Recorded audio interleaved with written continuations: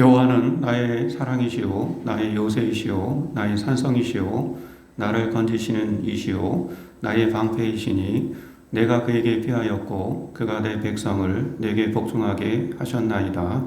하나님이여 내가 주께 새 노래로 노래하며 열줄 비파로 주를 찬양하리이다. 아멘.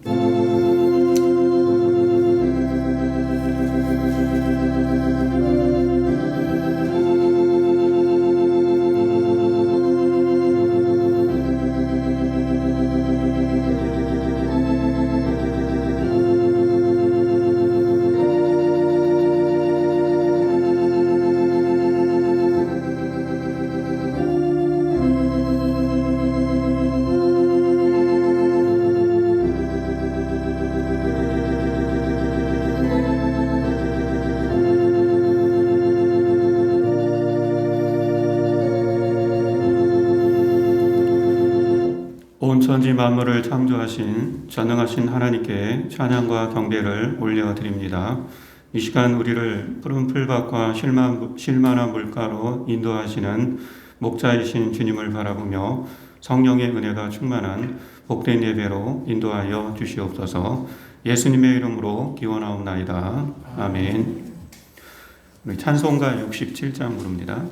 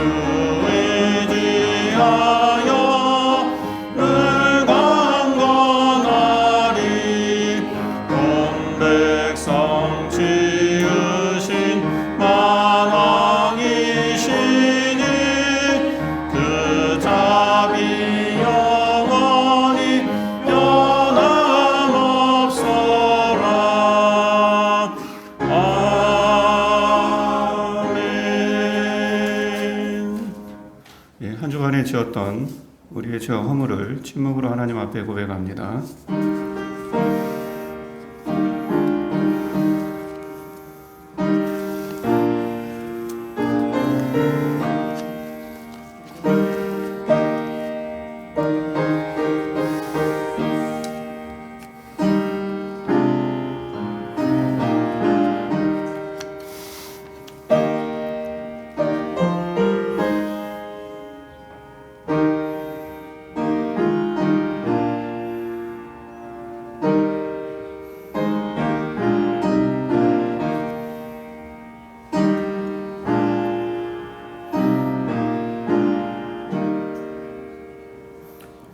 오직 하나님은 긍휼하심으로 죄악을 덮어주시어 멸망시키지 아니하시느니라. 아멘. 우리 사도신경으로 우리의 신앙을 고백합니다. 나는 전능하신 아버지 하나님 천지의 창조주를 믿습니다. 나는 그의 유일하신 아들 우리 주 예수 그리스도를 믿습니다.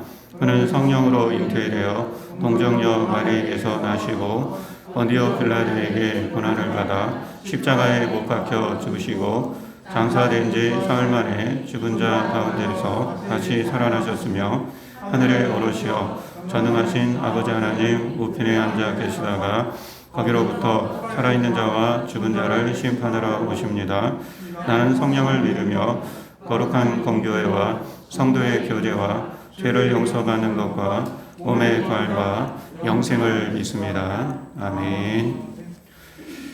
우리 교동문 36번 시편 90편 읽겠습니다. 주여 주는 대대에 우리의 거처가 되셨나이다.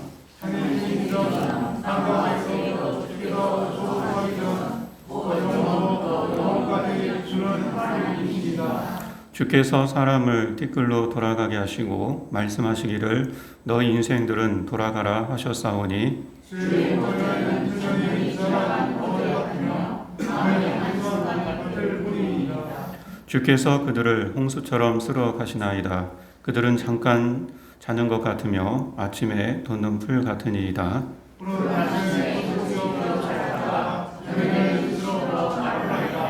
우리는 주의 노에 소멸되며 주의 분내심에 놀라나이다.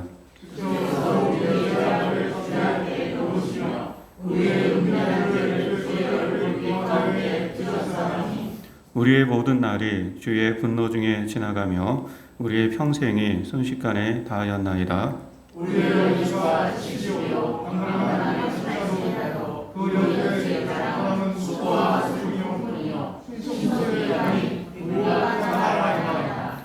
누가 주의 노여움의 능력을 알며 누가 주의 진노의 두려움을 알리이까. 우리에게 우리날 계수함을 가르치사 지혜로운 마음을 얻게 하소서. 아멘. 우리 찬송가 278장 부릅니다.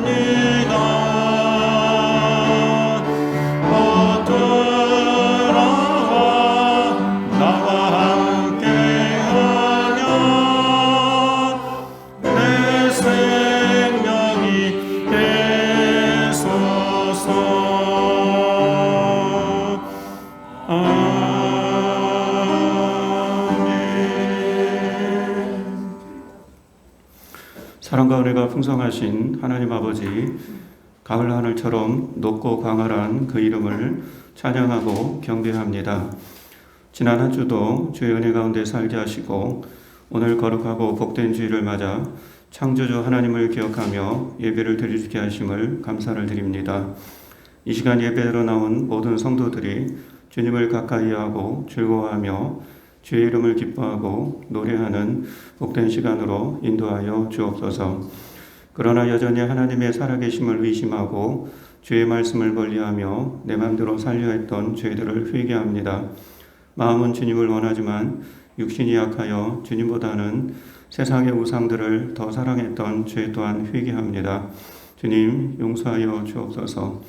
새 한 주를 살아갈 때에 주의 자녀임을 잊지 않게 하시고 믿음의 시험이 올 때마다 예수님처럼 말씀으로 승리하는 삶이 되게 하여 주옵소서. 코로나 전염병의 확산으로 아직 모든 것이 불안정한 가운데 있지만 그러나 이를 반드시 극복할 줄 믿습니다. 하나님을 사랑하는 권속들에게 믿음의 용기를 주시고 서로를 향해서는 위로와 격려를 함으로 모두가 이 난국을 잘 이겨나가게 하옵소서. 이 나라에도 은혜를 주시사 코로나가 완전 종식되게 하시고 백신과 치료제도 속히 개발되어 모두가 건강하고 안전한 날이 오기를 간절히 기도합니다. 그러나 이 모든 역사 속에서 일어나는 사건 뒤에 숨어 계시는 하나님의 뜻을 헤아리게 하시고 노아 시대의 대홍수가 왜 왔는지를, 소돔과 고모라가 왜 멸망했는지를, 이스라엘 백성이 왜 바벨론에서 포로 생활을 했는지를 성경을 통해서 진실로 깨닫는 믿음의 백성들이 되게 하여 주옵소서. 이 땅의 모든 교회를 축복하여 주옵소서. 교회는 주님의 몸된 전이라고 했습니다. 주의 몸된 전으로서의 성결한 교회요 기도하는 교회가 되게 하시고 모든 교회가 구원의 방주로서의 그 직무를 다하게 하시고 교회를 통해서 이루어가는 일들이 하나님을 기쁘시게 하는 일들이 되기를 원하옵나이다. 하나님의 별 화성교회를 늘 사랑하여 주시고 이곳에 몸담아 섬기는 모든 권속들 또한 사랑하여 주시고 이 성소를 통해 흘러나오는 생명수의 말씀이 성도들의 가정과 일터에 흘러넘쳐서 그들의 삶이 더욱 풍성하고 기름지게 하여 주시기를 간절히 기도하옵나이다. 이 시간 성도들의 마음의 소원에 눈물을 담아 올려드립니다. 주님, 긍휼히 여기사 각 가정마다 있는 여러 기도의 소원들이 이루어지게 하옵소서. 한나의 기도를 받으신 하나님께서 성도들의 기도 또한 받으실 줄 믿습니다. 로뎀 나무 아래에 지쳐 쓰러져 죽기를 청하는 것 엘리야와 같은 심정으로 기도를 드리는 그 가정을 기억하여 주시고 그를 회복시키신 것처럼 그 가정 또한 회복시켜 주시고 믿음을 잃지 않고 담대하게 일어날 수 있기를 간절히 기도합니다. 모든 성도의 가정에 긍휼을 베푸사 때를 따라 돕는 은혜를 내려 주시옵소서. 화성교회 창립 5주년 차에 항존직을 세우려고 합니다. 이 일이 하나님이 기뻐하시는 일이 되게 하시고 모든 과정이 은혜 가운데 잘 진행되게 하시며 이후 피택된 분들은 초대교회의 스테반 집사를 비롯한 7 집사처럼 교회에 충성된 일꾼이 되어서 화성교회를 세워가는데 그 직무를 하나님 앞에서 다하게 하옵소서. 이제 주의 말씀을 듣습니다. 말씀 위에 기름 부어주시고 듣는 모든 자가 믿음으로 받으며 순종함으로 새 한 주를 살아가게 하옵소서. 때론 더딘 것 같지만 하나님의 말씀은 생명력이 있어 우리의 삶 속에서 조용한 가운데 이루어가는 줄 믿습니다. 여기 모인 모든 권속들을 진실로 축복하며 모든 말씀 우리를 사랑하시어서 구원자로 오신 예수 그리스도의 이름으로 감사하며 기도하옵나이다. 아멘.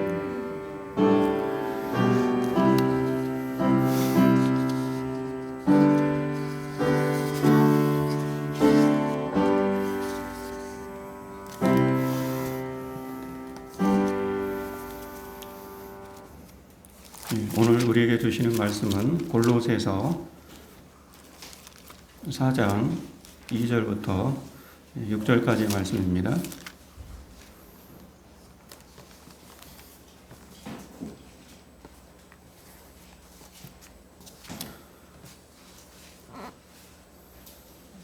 한 절씩 우리 교독하고 6절 같이 읽겠습니다. 기도를 계속하고 기도에 감사함으로 깨어 있으라. 또한 우리를 위하여 기도하되 하나님이 기도하는 복이 되어주옵소서. 그리스도의 길을 바라게 하시기를 구하라. 내가 이 일 때문에 회의를 하나니와 그리하면 내가 마땅히 할 말로서 이 비밀을 나타내리라. 함께 너희 말을 항상 은혜 가운데서 소금으로 맛을 내과 같이 하라. 그리하면 각 사람에게 마땅히 대답할 것을 알리라. 아멘. 요즘 가을 하늘이 너무 예쁩니다. 그래서 밖도 예쁘지만 이렇게 교회 안에 들어오면은 여러분이 강단을 보시겠지만 여기 뒤에 이제 꽃나무도 있고 앞에 이제 국화가 이제 놓여졌잖아요. 새벽에 이렇게 기도하다 보면은 그 성경에 그 보아스와 야긴이 있는데 하나님에게 능력이 있다. 하나님이 세우신다. 그런 뜻인데요. 보아스와 야긴과 같이 이렇게 저를 이렇게 뭔가 이제 천군천사가 감싸는 것 같아서 뭐 기도할 때 이렇게 너무 좋습니다. 헌물해 주신 분께 이제 감사를 드리고 우리 화성교회가 아름다워지는 것처럼 여러분의 가정이 또 하나님의 아름다움으로 채워지는 그런 복된 은혜가 있기를 주의 이름으로 축원합니다. 골로새서는 그 바울이 로마에서 잡혀 있을 때, 로마 감옥에 있을 때 지내던 기간에 기록되었습니다. 그래서 우리가 옥중 서신이라고 하는데 에베소서, 빌립보서, 빌레몬서, 그리고 오늘 읽은 그 골로새서가 옥중 감옥에서 쓴 편지라 그렇게 불려지고 있습니다. 바울의 그 다른 그 서신서도 마찬가지지만 오늘 골로새서, 오늘 우리가 4장을 읽었는데 마지막 장인 그 1장에 보면은 바울은요 그 처음을 이렇게 시작합니다. 제가 읽어드리면 하나님의 뜻으로 말미암아 그리스도 예수의 사도된 바울은, 그렇게 시작하죠. 그러니까 바울의 서신서가 성경에 13권인데요. 다른 서신서가 다 각기 다른 연도에 쓰여 있습니다. 쓰여졌죠. 그리고 다른 그 상황 속에서 쓰여졌습니다. 골로새서 같은 경우는 감옥에서 쓰여진 그런 서신서죠. 그런데 이렇게 다른 연도 또 다른 상황 속에서 쓰여졌음에도 불구하고 항상 바울은 처음 이렇게 편지를 쓸 때 동일한 문구를 사용해요. 동일한 표현을 사용하죠. 그래서 하나님의 뜻으로 말미암아, 어떤 여러분 13권의 편지를 봐도요, 하나님의 뜻으로 말미암아 이 고백을 동일하게 하나님 앞에서 하고 있다는 겁니다. 그러니까 바울은 자신이 예수님의 사도된 것은 하나님의 뜻으로 말미암았다, 이제 그렇게 고백을 하고 있는 겁니다. 다시 말하면 바울 자신이 택함을 받은 것, 바울 자신이 구원받은 것, 바울 자신이 하나님으로부터 이렇게 내가 불려져서 이제 믿게 된 것, 그리고 오늘 말씀처럼 사도가 된 것, 이 모든 게 다 하나님의 은혜라고 그렇게 그는 고백을 하고 있습니다. 그래서 고린도전서에 보면 여러분이 잘 알듯이 이런 모든 것, 나의 나된 것은 다 하나님의 은혜다, 그렇게 그는 고백을 하고 있다는 겁니다. 저는 1장을 이렇게 보면서 우리가 매주일 예배에 이전에 나오는데 동일한 고백이 되었으면 좋겠습니다. 우리가 매주일 예배의 자리에 설 때마다 바울처럼 변함없이 고백해야 할 것은 또 한 주간을 살면서 하나님의 은혜로 살았구나, 여기까지 나의 나된 것은 다 하나님의 은혜구나 라는 그런 바울의 동일한 고백, 이 고백이 저도 또 여러분도 있기를 원합니다. 바울은요 자신이 이 고백이 그래서 골로새 형제들에게도 있기를 바랬습니다. 그래서 오늘 1장 2절에 보면은 골로새에 있는 성도들 곧 그리스도 안에서 신실한 형제들에게 편지하노니라고 하면서 처음을 이제 시작하고 있는 거죠. 근데 골로새 성도들을 향해서 형제들이라고 하면서 그 앞에 뭐라고 붙이냐면은 신실한 형제들이라고 했어요. 신실한 형제들. 그러니까 골로새 형제들이 신실하다는 겁니다. 이 신실이라는 말이 뭐냐면 믿을 신자에 열매 실자. 그러니까 믿음 생활에 있어서 열매가 있다는 겁니다. 여러분 믿음 생활에 있어서 열매 있습니까? 누군가에게 신실하다고 했을 때는 저 사람은 참 믿음 생활에 있어서 열매가 있는 사람이야, 이제 그런 뜻이라는 거예요. 그러니까 바울이 골로새 성도들을 이렇게 보니까 참 신실한 형제들인 거야. 그러니까 믿음 생활을 이렇게 보니까 참 열매가 있네, 그런 이제 의미라는 거죠. 그래서 이 신실한 형제들이라고 바울은 그들을 이제 칭찬하고 있습니다. 그러면 골로새 성도들은 주 안에서 바울의 형제들로서 구체적으로 무엇을 이렇게 칭찬받았는지, 특별히 두기고와 에바브라라고 이제 오늘 1장에 보면 나오는데, 특별히 에바브라를 통해서 그리스도의 신실한 일꾼이다. 그 신실한 일꾼. 그래서 에바브라가 이제 골로새 교회를 세운 분인데요. 이 분을 통해서 골로새 교회 성도들이 이제 배웠다고 그렇게 이제 나오고 있습니다. 그러니까 바울은 예수님한테서 배우고 에바브라는 바울한테서 배우고 또 이제 골로새 성도들은 에바브라한테서 이렇게 배웠다라는 거죠. 그러면 구체적으로 이 주 안에서 바울의 이형제들로서 그들은 무엇을 그럼 배웠나? 여러분 신실이란 뜻이 믿음 생활에 있어서 열매가 있다라고 제가 지금 얘기했는데, 골로새 교회 성도들에게 있어서 믿음 생활에서의 열매는 무엇인가? 그걸 오늘 같이 좀 하나님 말씀으로 받고자 합니다. 첫 번째로 이렇게 보면은요, 오늘 2절 4절에 보면은 계속 기도한 것이라는 겁니다. 그래서 2절에 보면 계속 기도하고, 골로새 교회 성도들의 믿음 생활의 열매는 계속 기도한 데서 나타났다는 겁니다. 여러분 우리가 다 알지만 기도는 계속 해야 되는 것이고 항상 해야 되는 것이고 또 쉬지 말고 기도하라 이렇게 쉬지 말고 기도해야 하는 것이라고 성경은 말씀하고 있습니다. 그래서 믿음 생활의 열매를 맺고 있다는 중요한 증거 중에 하나가 뭐냐면 또 가장 중요할 수도 있어요. 내가 지금 기도를 하고 있느냐 이거예요. 내가 지금 이게 중요한 거. 내가 기도해야 되고 어제 기도한 게 중요한 게 아니라 지금 기도하고 있는가. 여러분 내가 지금 기도하고 있다는 그 자체가 믿음 생활에 있어서 열매를 맺고 있다라는 그런 증거라고 할 수 있다는 겁니다. 혹시 여러분 중에 믿음 생활에 여러분이 지금 기도하고 있지 않다면, 지금 기도하고 있지 않다면 여러분 믿음 생활에 뭔가 이상이 있는 거예요. 이상이. 기도를 했다는 기도에 열매가 있는 거죠. 믿음 생활에 열매란 뜻이 이제 신실이란 그런 의미를 담고 있다고 했는데 기도를 하지 않으면 또한 기도의 열매를 또한 기대할 수가 없다는 겁니다. 그런데 기도에 있어서 먼저도 제가 말씀드린 것 같은데 꼭 붙어 다니는 수식어가 있는데 그것은 감사함과 깨어있음이라는 그런 단어입니다. 오늘 본문도 그렇게 나오는데요. 기도는 감사함으로 해야 되고 또 깨어있어야 할 수 있다는 겁니다. 잘 아시는 대로 빌립보서 4장 6절에 보면은 우리가 기도할 때 그 모든 일에 기도와 간구로 너희 구할 것을 감사함으로 하나님께 아뢰라 그렇게 나오고 있습니다. 또 예수님께서도 제자들에게 시험에 들지 않게 깨어 기도하라 그렇게 나오고 있습니다. 오늘 본문 2절도요. 이 두 말이 다 합쳐졌어요. 기도에 감사함으로 깨어 있으라 그렇게 나오고 있다는 겁니다. 여러분 왜 기도를 감사함으로 해야 됩니까? 이것도 믿음이에요. 정말 믿음 있는 사람은요. 감사함으로 하는 거죠. 기도를. 왜냐하면 주님께서 나의 구할 것을 주실 것을 알기 때문에 믿기 때문에 그래서 감사한 겁니다. 여러분 누군가가 뭔가 이렇게 줬을 때 감사합니다 그렇게 얘기하지 않습니까? 누군가 이렇게 뭔가 선물을 줬을 때 고맙습니다 그렇게 얘기하지 않습니까?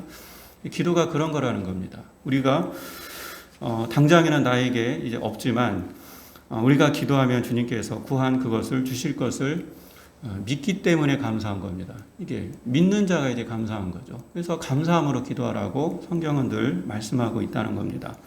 여러분 선감사, 먼저 감사로 기도하는 사람은요 이미 믿음 생활에 열매를 맺고 있는 그러한 분이라고 할 수가 있습니다. 그럼 왜 기도에 깨어 있어야 합니까? 깨어 있어야 기도가 가능하기 때문입니다. 여러분 깨어 있는 것의 반대는 무엇입니까? 반대 말이 무엇입니까? 잠들다는 거죠. 깨어 있다, 잠들면은 이제 기도할 수가 이제 없습니다. 영적으로 보면 우리의 영혼이 잠들어 있는 상태가 이제 잠든 상태인 거죠. 영혼이 잠들면 여러분 불평과 원망만 나옵니다.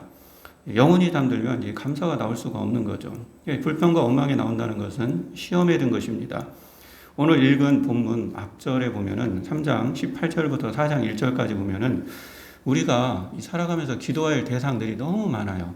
전 그렇게 좀 묵상을 해봤습니다. 그 앞선 윗절에 보면은 아내들 하면서 아내가 나오고 남편이 나오고 자녀가 나오고 아버지가 나오고 아버지가 있으니까 어머니가 있겠죠. 또 종이 나오고 상전이 나옵니다. 종과 상전은 우리의 어떤 직장 생활에 또 이렇게 동료일 수도 있고 뭐 이렇게 나보다 높은 사람일 수도 있고 이런 것으로 우리가 해석할 수가 있죠. 어쨌든 나를 중심으로 관계된 사람들이 너무 많다는 거예요. 우리 이런 아내, 뭐 남편, 우리 가족부터 시작해서 밖에 있는 사람들이 이런 사람들이 다 우리의 기도 대상입니다. 우리가 지금 한 교회를 섬기면서 여기에서 이렇게 만났지만 교회 성도들 서로에게도 마찬가지입니다. 우리는 이들을 위해서 서로 기도해야 합니다.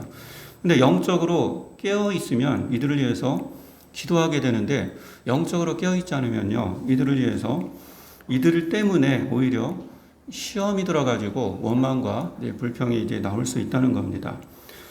여러분 원망과 불평이 누구에게 가장 많이 이제 나오죠? 어떻게 보면 가장 가까운 사람, 가장 가까이 뭔가 하는 일, 그런 일이 나를 가장 힘들게 하더라는 겁니다.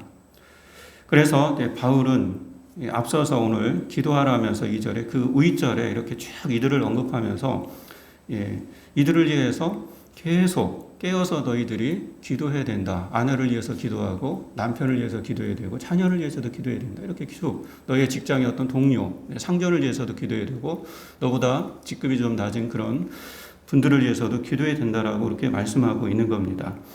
말하기는 여러분의 인생에 관계된 사람들, 또 관계된 일, 그런 관계된 일도요, 불평하지 않으면 지금 내 나이에 내가 왜 이런 일을 하고 있나.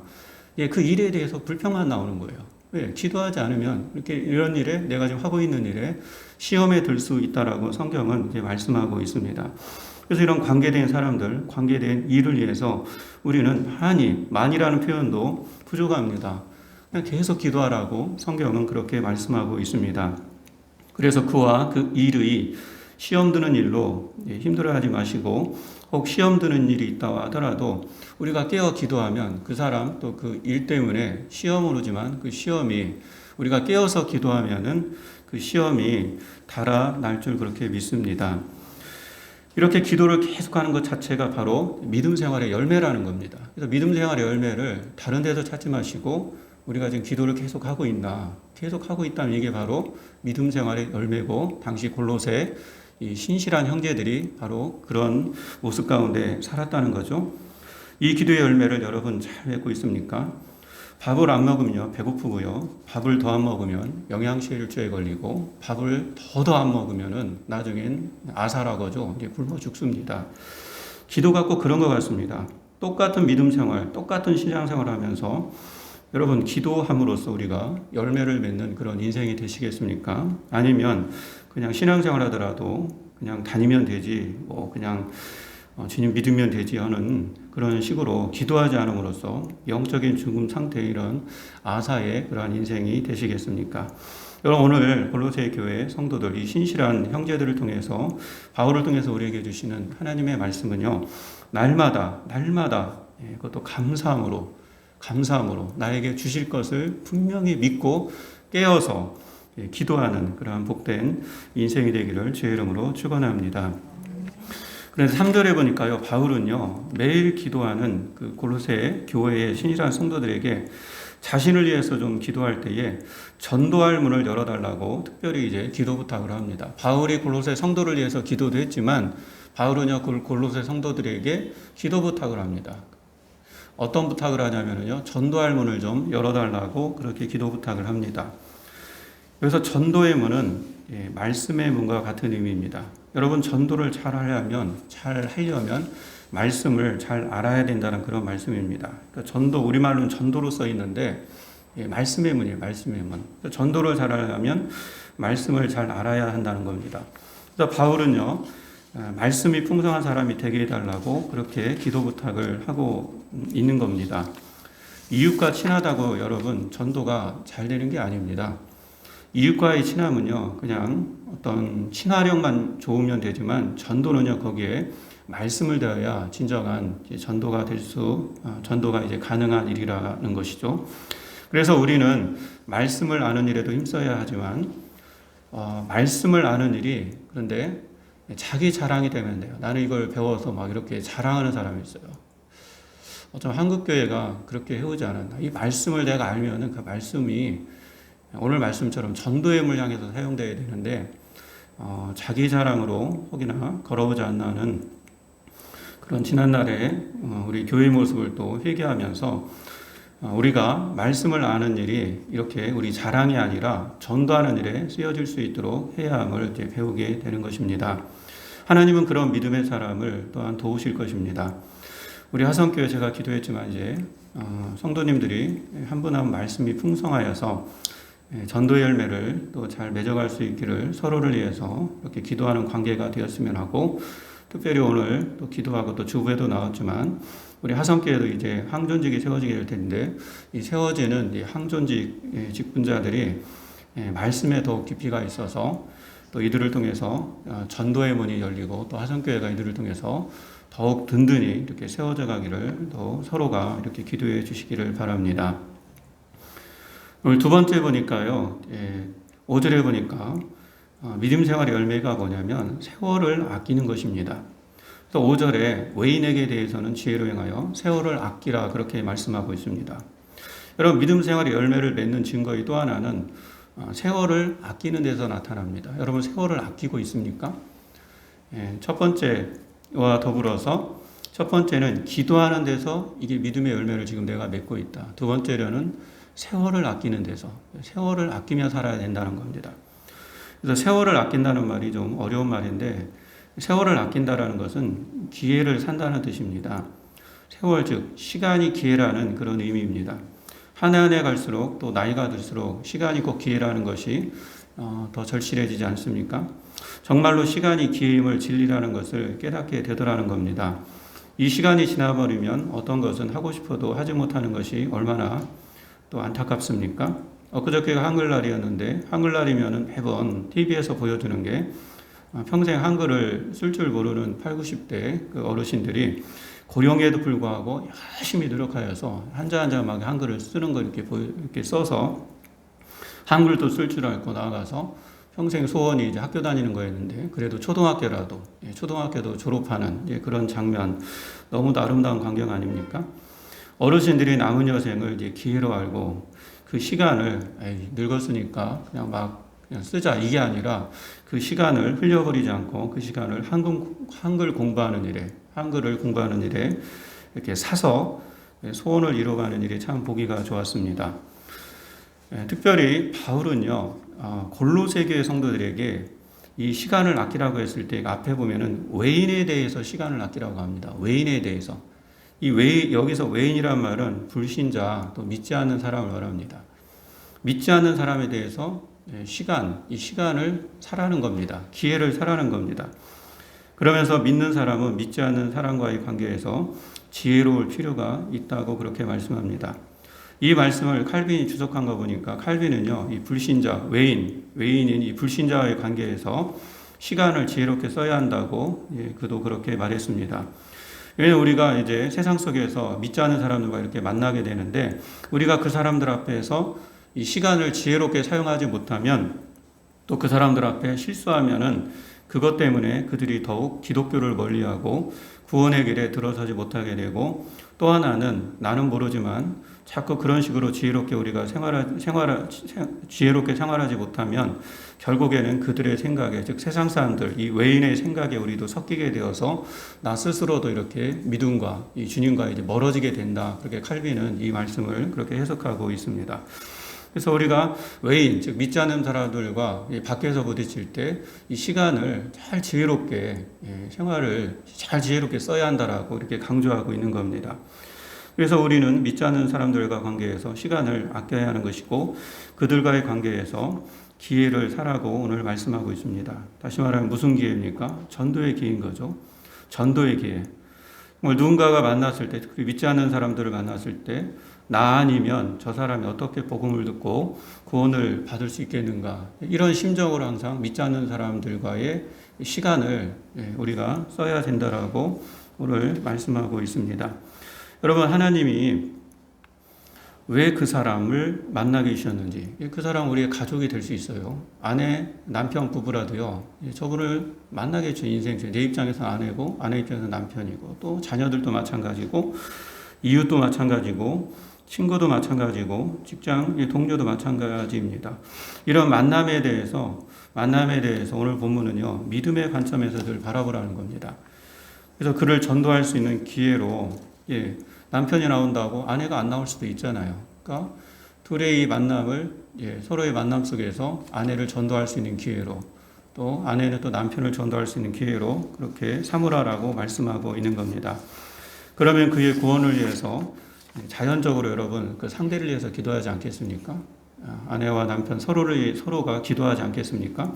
서로 믿는 사람이라도 또 우리가 이제 교회 안에서 이렇게 만났는데 서로를 이 세상 가운데 만나게 해주신 것은 내가 장로님을 위해서 또 우리 권사님을 위해서 또 집사님들 위해서 여기 있는 분들을 하나님께서 만나게 해준 것은 목사로서 저들을 향해서 기도하라고 만나게 주셨구나. 이렇게 시간에 있어서 우리가 서로를 위한 이 전도의 기회로 또 하나님 안에서 잘 이뤄갈 수 있도록 이렇게 기도하라는 그런 뜻으로 오늘 말씀을 이렇게 봤습니다. 골로새 교회 성도들은요, 바울을 통한 이 하나님의 뜻을 잘 헤아렸던 것 같습니다. 오늘 1장 6절에 보면은 어떤 말씀이 있냐면, 너희가 듣고 참으로 하나님의 은혜로 깨달은 날부터 너희 중에서와 같이 또한 온 천하에서도 열매를 맺어 들은 것이라. 그렇게 말씀하고 있습니다. 그러니까 골로새 성도님들은요, 그들이 있는 시간을 전도의 기회로 삼고 온 천하 가운데 복음을 이렇게 들으면서 주께로 이렇게 돌아오게 했다라는 거죠. 여러분 골로새 교회의 모습이 한번 상상해 보면은 참 아름답지 않습니까? 그래서 우리의 이런 생활 터전, 그곳이 가정이든 직장이든 그곳에서 만나는 외인들, 즉 믿지 않은 사람들을 전도하는 기회의 시간이 되어야 된다라고 말씀합니다. 여러분 세상 사람들은 이게 들어도 무슨 말인지 모르는데 우리가 믿는 사람이기 때문에 우리가 시간을 씀에 있어서 성경 말씀이 하나님은 이거 시간을 이렇게 전도의 계로 삼으라고 얘기하시는구나 라고 우리는 믿음으로 또 받을 수 있기를 원합니다. 제가 아는 성도님은요, 최근의 일인데, 이분은 제가 볼 때 자기가 머물고 있는 그곳에서 항상 그곳을 이제 전도의 장으로 이렇게 삼아오신 분입니다. 얼마 전에도 그가 일하는 그 직장에서요, 얼마 떨어지지 않은 그 공장 그 사장님 부부를 알게 되었습니다. 그분들은 당연히 믿지 않는 분이셨죠. 오늘 외인이죠, 외인. 근데 이분이 또 이들에게 하나님 말씀을 이렇게 전했고, 결론부터 얘기하면 이 공장 그 사장님 부부는 예수님을 영접하게 되었습니다. 또 이 공장 사장님은요, 어쨌든 공장도 또 이전하게 되었는데 또 더 넓은, 어려운 시대에 더 넓은 곳으로 또 이전하게 되었습니다. 그런데 그 사장님 부부는요, 골칫덩어리인 그 장성한 아들이 하나 있었는데 30대가 되어도요, 자기 앞그림을 하지 못하는 그런 가운데 있었던 거죠. 나중에 자기들이 늙으면 이 공장을 좀 물려줘야 되는데 아들이 정신을 못 차리니까. 그러니까 참 부모로서 너무 답답한 겁니다. 그래서 처음 사람을 만나면 굉장히 낯설어하고 어떤 일을 함에 있어서 혼자 하지도 못하고 뭐 이런 형편에 이제 있는 거죠.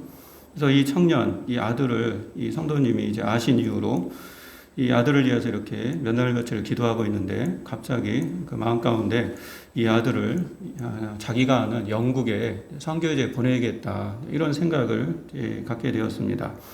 그래서 이 생각을 이 기도의 생각이죠. 그 사장님 부부에게 얘기했더니 사장님 부부도 이게 참 아들이 여기서도 지금 적응 못 하는데 저 외국 가서 적응할 수 있을까 막 힘든 결정을 이제 해야 되니까. 근데 몇 날 며칠 또 이 사장님 부부도 고민하더니 결국에는 결정을 했습니다. 아들을 이제 영국 보내서 좀 더 넓은 세계에 가서 또 많은 사람들 접해가지고 이 아들의 어떤 그 병이라 할까요? 혼자 아니면은 혼자 누군가 있어야 뭔가 하는 이런 것들을 좀 치유하기를 고치기를 이제 그렇게 바랬던 거죠. 아들도 힘든 결정이었지만 30인가 31인데요. 두려웠지만 가기로 그렇게 결정을 했습니다. 그래서 얼마 전에 이 성도님이 직접 이 아들을 영국에 그렇게 데려다 주고 왔습니다. 그래서 선교조에서 최소 이제 1년의 훈련을 이제 갖는 거죠. 그래서 아직까지 잘 적응하고 또 어제 전화를 거니까 조금씩 이제 시야를 넓히는 그런 훈련을 하고 있다고 들었습니다. 덕분에 이 성도님은요, 해외를 한 번도 못 나갔어요. 해외를. 지금 나이가 60좀 넘으셨는데 해외를 한 번도 못 나갔는데 자기가 있는 이 곳에서 이렇게 동안 그래서 그곳에서 이 청교도 신앙의 뿌리인 여기저기를 이렇게 순례하고 돌아왔다고 그렇게 얘기합니다. 지금은 영국이 또 코로나가 확산되어서 굉장히 또 다시 일어나고 있지만 이 성도가 영국에 갈 쯤에는 또 코로나 확산이 주춤한 상태여서 굉장히 안전하게 또 다녀왔다라고 그렇게 얘기를 들었습니다. 직장 속에서 자기가 일하는 곳에서 이렇게 전도의 기회를 늘 그런 마음을 가지고 사니까 그런 사람이 하나님을 또 만나게 해주시고 또 그런 또 사장님 부부를 알게 되어서 생전 해외여행을 한 번도 안 갔던 분이 이번에 또 이렇게 3주 동안 이렇게 다녀오시고 또 그 아들은 그 아들대로 이렇게 치유받고 또 그 사장님 부부는 또 예수님을 또 믿게 되고 이런 일들이 일어나더라는 거죠. 그래서 하나님은 이렇게 외인을 전도한 사람, 이 외인을 전도한 사람에게 참 은혜를 주시는구나. 여러분은 어떻게 들을지 모르지만 저는 그 성도님을 너무 잘 알기 때문에 또 힘들게 살고 있거든요. 근데 또 그런 은혜를 주시더라고요. 참 잘됐다, 참 감사합니다라고 이렇게 하나님께 감사의 기도를 드렸습니다. 여러분 성경에도요, 외인을 전도한 사람에게, 즉 믿지 않는 그 불신자를 전도한 사람에게요, 기쁨의 면류관을 씌워주신다라고 약속을 주십니다. 데살로니가전서 2장에 보면 우리의 소망이나 기쁨이나 자랑의 면류관이 무엇이냐? 그가 강림하실 때 우리 주 예수 앞에 너희가 아니냐? 너희는 우리의 영광이요 기쁨이니라. 이 생에서도 이렇게 이 성도님처럼 기쁨의 면류관을 씌워줄 뿐더러 우리가 천국에 갔을 때 외인을, 즉 불신자를 많이 전도한 사람에게 이 기쁨의 면류관을 하나님께서 약속해 주고 있다는 겁니다. 또한 여러분이 잘 알고 있는 다니엘서에 보면은 천국에서 별처럼 가장 빛날 그런 사람이 누구인가? 많은 사람들을 주께로 돌아오게 하는 그 사람이 천국에서 이제 가장 빛날 사람이다라고 또 약속을 주고 있습니다. 그래서 지혜 있는 자는 궁창의 빛과 같이 빛날 것이요 많은 사람을 옳은 대로 돌아오게 한 자는 별과 같이 영원토록 빛나리라 그렇게 말씀하고 있습니다.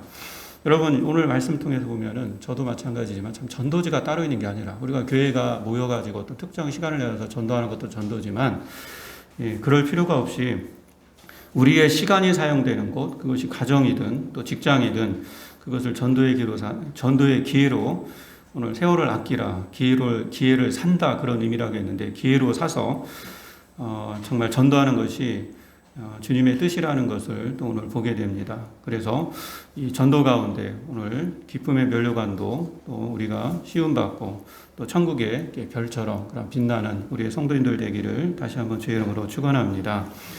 마지막 세 번째로는요, 그 믿음의 생활의 열매에 있어서 항상 은혜 가운데서 말을 한다는 겁니다. 오늘 6절에 보니까 마지막 절에 너희 말을 항상 은혜 가운데서 소금으로 맛을 낸과 같이 하라 그렇게 말씀하고 있습니다. 여러분 믿음 생활의 열매를 맺는 증거에 또 하나는 뭐냐면 항상 은혜 가운데서 말을 한다는 거예요. 은혜 가운데서. 근데 은혜 가운데가 좀 어려운 말이잖아요. 은혜 가운데서라는 말은 헬라어로 풀어보면은 감사하는 가운데서 그런 뜻입니다. 감사하는 가운데서. 감사하는 가운데에서 늘 누구를 만나든지 말을 한다는 겁니다.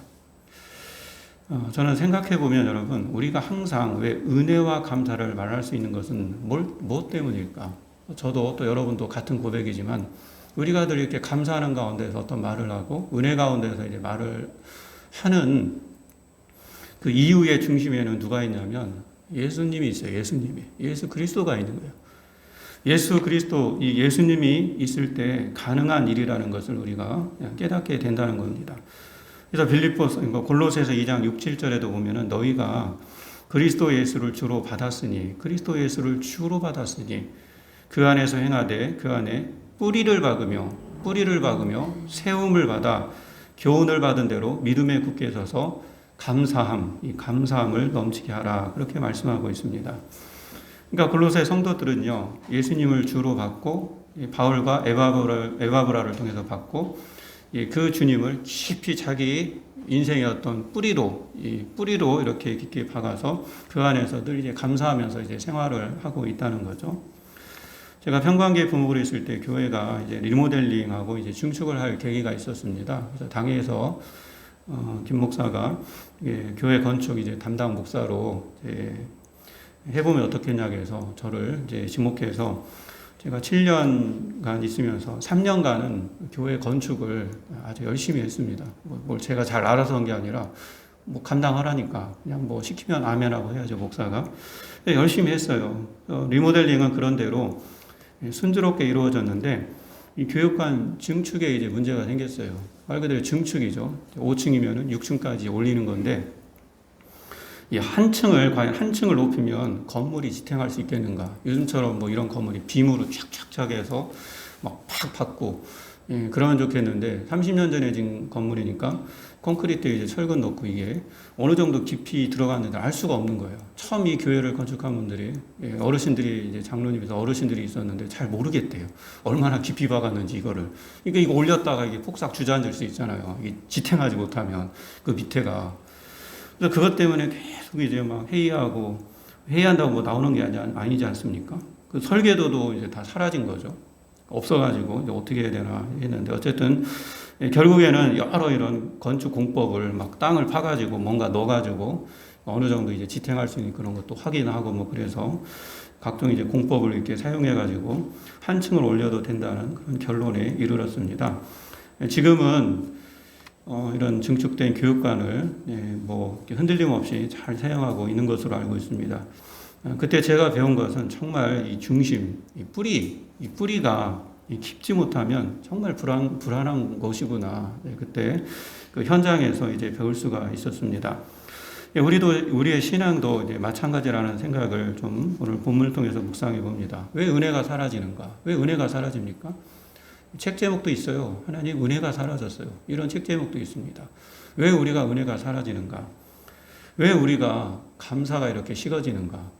오늘 말씀도 감사하라고 하는데 늘 이제 감사할 수가 없는, 늘 감사가 이렇게 식어지지 않습니까? 말씀 듣고 그래 감사하자 해서 감사 생활을 하려고 해도 막 감사가 또 이렇게 줄어든다든가 자꾸 사라지는 거죠.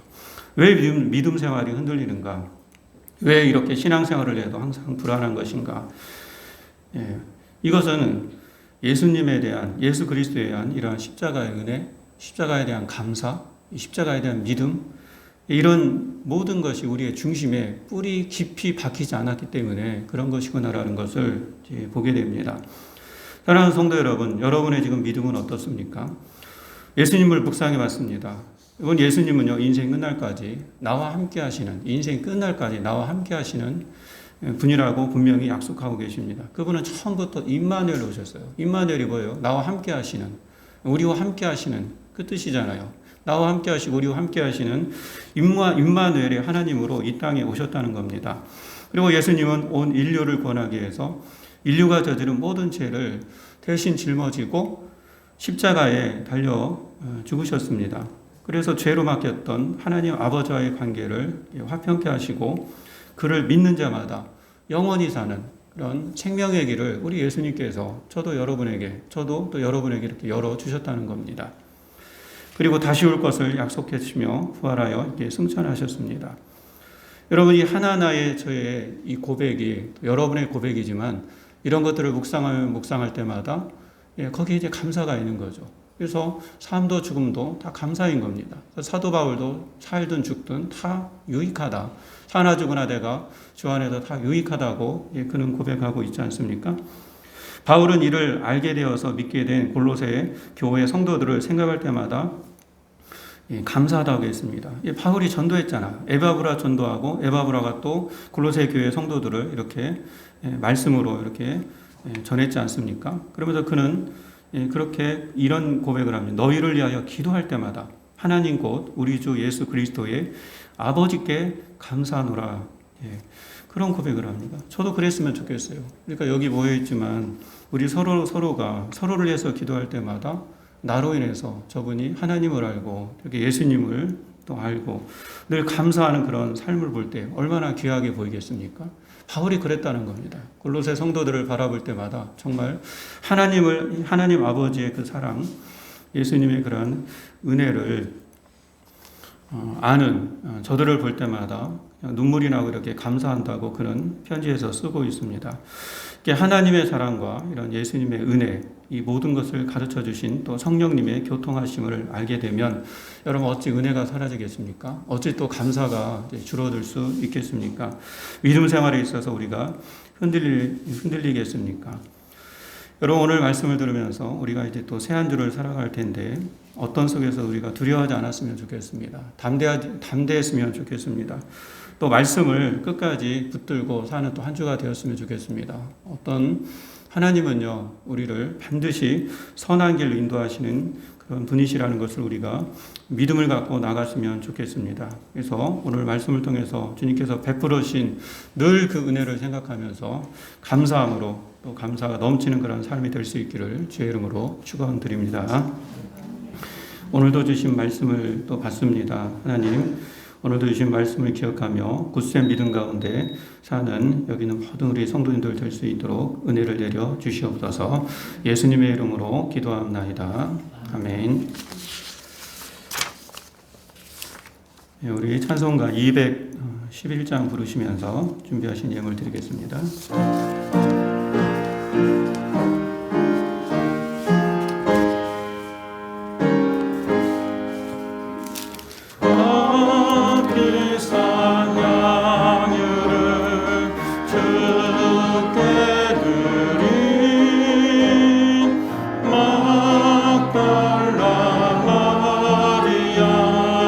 본받아서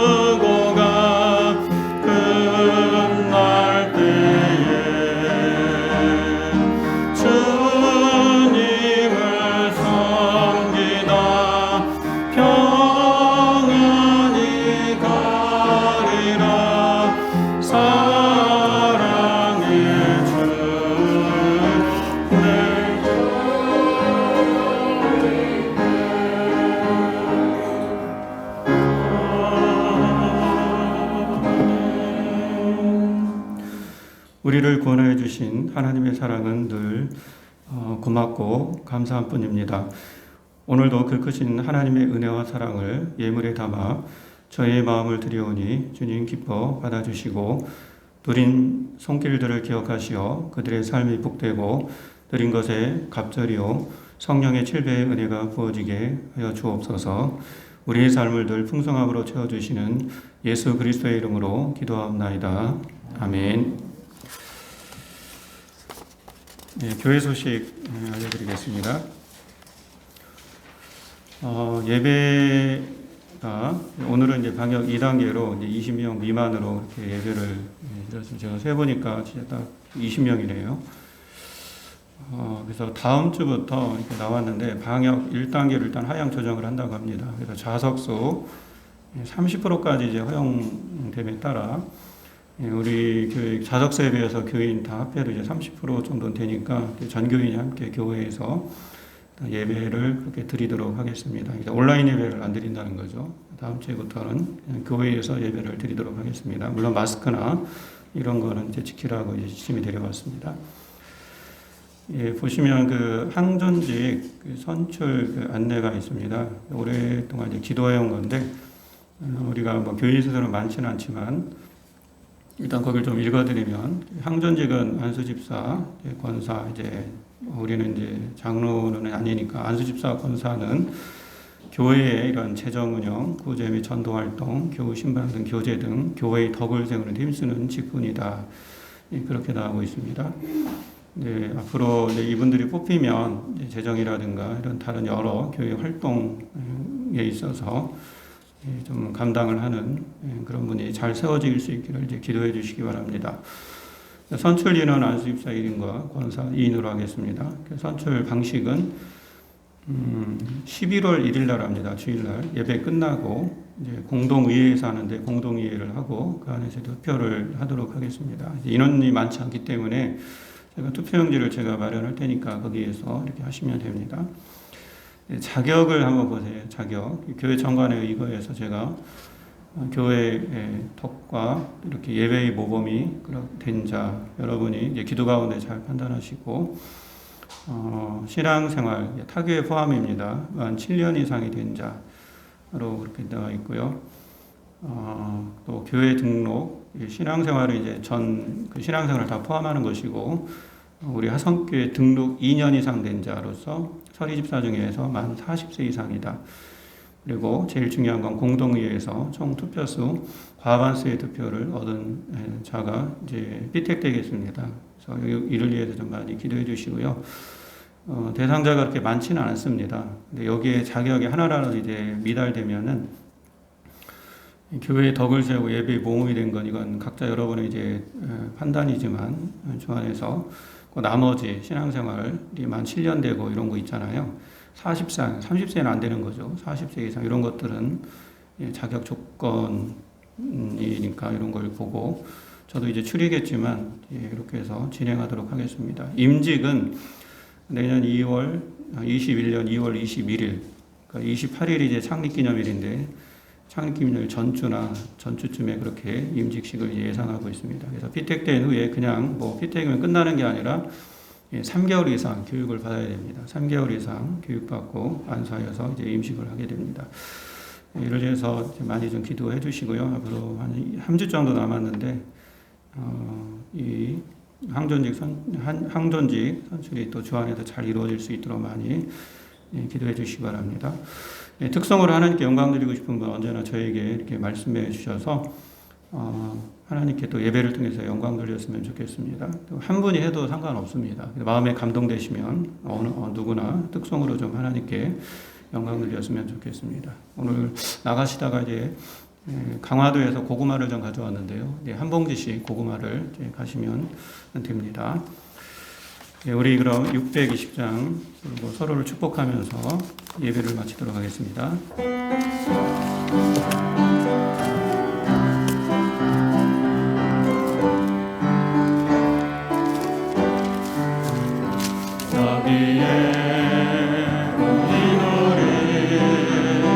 주의 은총 받은 자여라. 주께서